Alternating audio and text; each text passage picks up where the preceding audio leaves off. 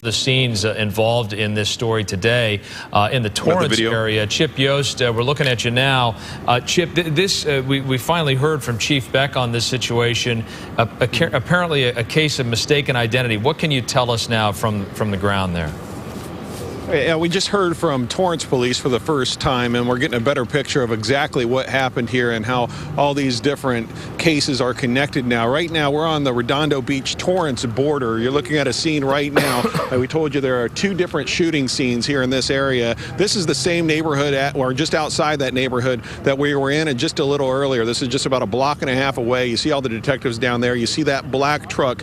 Keep that in mind. You see that patrol car over there. Keep that in mind. Let's try to explain and make sense of what happened for you now. If we could go to some aerials from Sky 5 HD. Remember, over on Red Beam in Torrance around 5:20 this morning or so, there was a blue car. There was actually, I'm going to send it back to you guys. It sounds like that news conference might be coming up. We'll get back to this a little later. Well, actually, that's not the case. We're almost there. We'll let you continue on with the story from Torrance, and we'll interrupt you when we need to head to Riverside.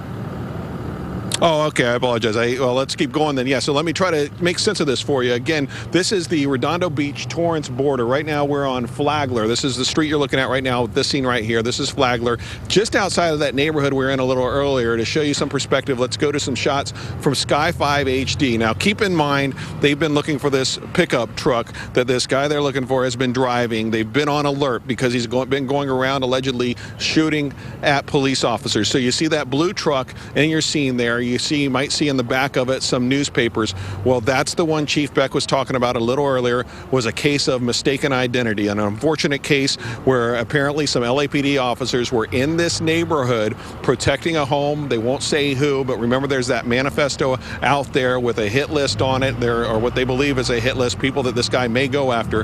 There were 7 patrol officers from LAPD and a sergeant in the neighborhood. They see this truck coming down, which generally fits the description of the truck they're looking for. For some reason, they opened fire on that pickup truck, that blue pickup truck, and hit 2 people inside. It turns out those people were innocent. It was a case of mistaken identity. Well, that leads us to this scene you're looking at right now, the one right around the corner.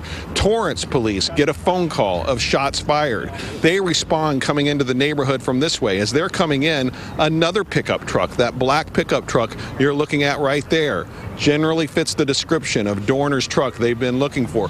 Torrance PD responding to a call of shots fired, sees this truck.